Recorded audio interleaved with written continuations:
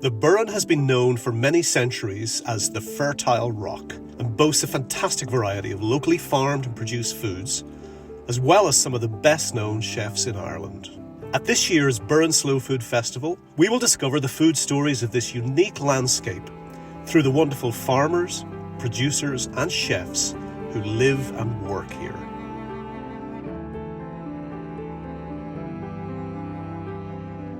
Welcome back to the Burren Slow Food Festival 2021.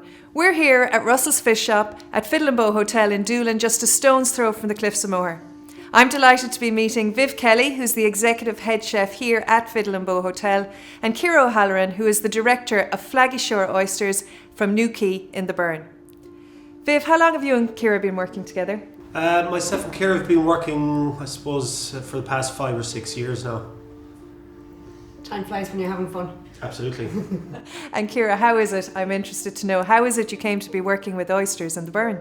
I suppose I grew up around a business, so my dad was involved in it for years and had been involved in breeding them and farming them and all of that for a long time, since the 70s. So I grew up around, he was working with oysters and mussels and clams and lobster and crab. And then I joined the business about 7 years ago and got involved at that stage.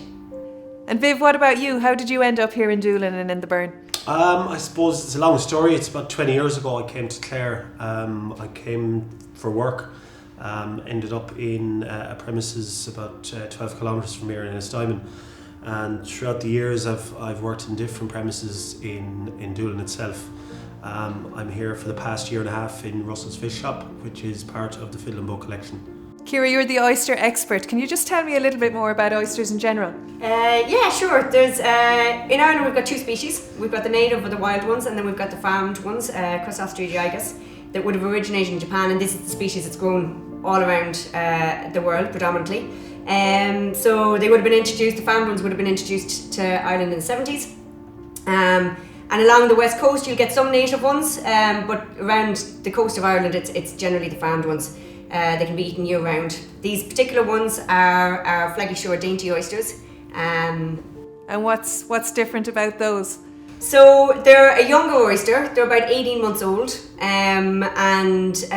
because of that they're a little bit easier to open. So they're easier to open for chefs and for people, and they kind of have a sweeter taste with them as well. But they are grown with them. They've a deeper cup shell. So a flat one you'll very often notice that it's a wild oyster is a flat oyster, where the farmed oysters or the Gigas oysters are a kind of more elongated shape. And they very much take on what bay that they're grown in gives them the shape and how they're worked, and whether they get wave action, whether that cuts off a lot of the frill. So it sounds like there's lots of oysters grown around Ireland, but Viv, Irish people have a reputation for being quite cautious around fish and seafood. Do you think that's changing? Very slowly. Fish is probably a little bit quicker than shellfish. Oysters would probably be the least product that Irish people will choose on a menu. And as a chef, what do you do to kind of, knowing that, how do you use oysters in your menus? Okay, so people will try something or fish products once. If they like it, obviously they'll eat it again. Shellfish, if it's cooked, I find that Irish people will try it easier, and they'll probably eat it again and maybe and again. Oysters is the one that they find it really hard to eat because they have this perception of raw food. Okay, so you have 2 beautifully prepared dishes in front of us there. They look really appetizing. Can you tell us a little bit about what you've done with those? Okay, so as I said, for Irish people to eat oysters, I found it's much easier to cook them. So what we've done with the dainties is that we've just pan-fried some goobie chorizo, which is made in County Cork. We've added some chopped spring onion and some grated parmesan, and we've just baked those in the oven. So you can either bake them or grill them. And from once they're cooked, I find that you'll get a lot of people that wouldn't eat oyster beforehand would now actually try it. Yeah. Ciara, the other dish there, I understand they're raw oysters. Tell us a little bit about what we're looking at there. Yeah, so the oysters here have just been shucked and they're fully raw. So oysters, as opposed to what very often people aren't sure about is either the flavour or the consistency. So you've got 2 very different consistencies there. The raw ones then, it's like dunking your head in the sea, essentially. To get ready for it, that's what it is. It's without getting your feet wet, it's dunking your head in the sea. You should get a fresh hit of seawater. And again, depending on what bay and where they're grown. But with these ones in particular, there's a high salinity or high salty taste on them. So then Viv has got a lemon and it's a mignonette, which is rice wine vinegar, some pineapple juice, some juniper berries crushed, a little bit of shallot, and just some sea salt. Lovely. And so what it does to the oysters, it gives a lovely sweet and sour. So you have from the rice wine vinegar you have sharpness, and from the pineapple you have sweetness. Nice. And then the juniper berry is predominantly used with wild foods like game and stuff, and it actually goes really well with oysters. Brilliant. And that the rice wine vinegar is going to cut through the salt content a little bit of the oyster, and then you've got the sweetness. It's going to bring out the sweetness of the oyster. Yeah.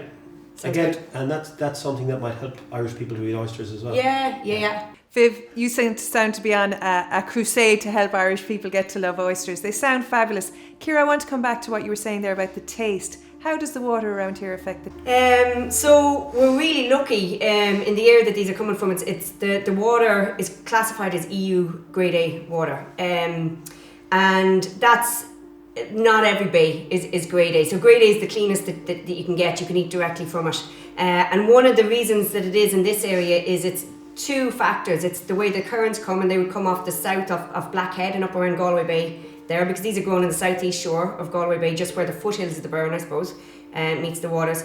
But also the fact that as you come along the Burren and along the coast, we don't have any big industries. We've no major big towns, so we don't have a lot of runoff into the water.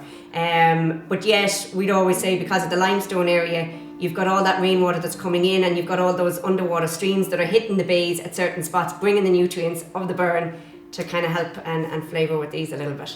I'm no expert, but are you saying that from those oysters you'll taste both the land and the sea? Yeah. So oysters, because of the way that they feed, because of they're very much a connection of, they don't get, well, even though they're farmed oyster, you don't actually feed them anything except what's in the water, the plankton, whatever's in the nutrients that are in the sea. So oysters will very much take on a flavour. From bay to bay, they'll taste slightly different because they take on the flavour between the land and the sea. It's fascinating. When's the best time to eat an oyster then, Viv? Well, you can eat them all year round, possibly from April, May, June, when the water's a little bit warmer. I'm going to ask you, Viv, I'm a great fan of your fish curry chips here, and it's one of those things I think from what you're saying earlier, perhaps is helping people get more comfortable with fish. Yeah, I think we've disguised the fish. So what we've done is we've taken a classic, I suppose, an Irish and an English takeaway dish, which is curry chip. We've added Goan to the word as well, so it's a Goan fish curry chip.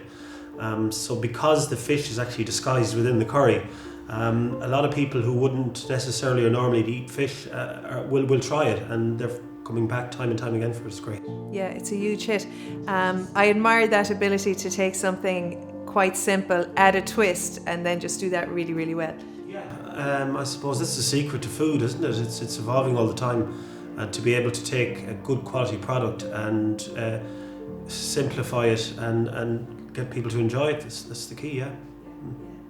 Back to the oysters, Ciara, I have a sense that maybe we don't know what we don't know. Can you give me one interesting fact about oysters that maybe most of the rest of us wouldn't know?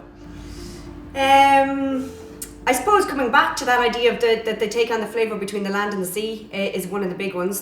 So if you taste oysters from around the different parts of the country, and Ireland is well known on an export market for the Irish oysters, for the quality of it.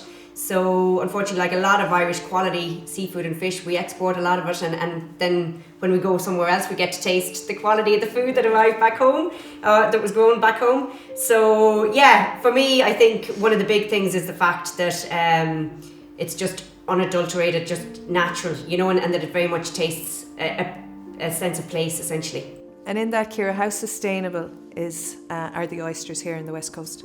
Yeah, they're extremely sustainable because they're farmed. So again, going back to the two species, the native ones, the wild ones and the farmed ones. The wild ones, the stock's diminished, and as a result they had to bring in another species to meet the demand. But incredibly sustainable. They're grown in waters. They're not needing a whole lot of more inputs when you're farming the oysters. And the key in it is actually, as with any fish or any shellfish, is sourcing as local as possible and I suppose supporting the local people that are involved in the fishing, and then it's more sustainable a lot of the time. And also they wouldn't have any bad effects on the environment. No, and they're actually good for the water system because they're filter feeding. Oysters clean up water quality. So because they're constantly pure, they're filtering the water all the time. So they're actually really good for the local ecosystem. Yeah. So when they can 10 litres of water filtered an hour. Yeah, absolutely. Like a constant filtration system. Yeah, absolutely. Which contributes then to the local ecosystem. Yeah. Fascinating. Viv, what's your fun fact about oysters? The fact that oysters are considered hermaphrodites, so they have both sexual organs but not at the same time, so they can be male or female. I found that quite interesting. I never knew that. Yeah, they're also great for the matchmaking festival in September. Apparently, is that true? Yeah, absolutely.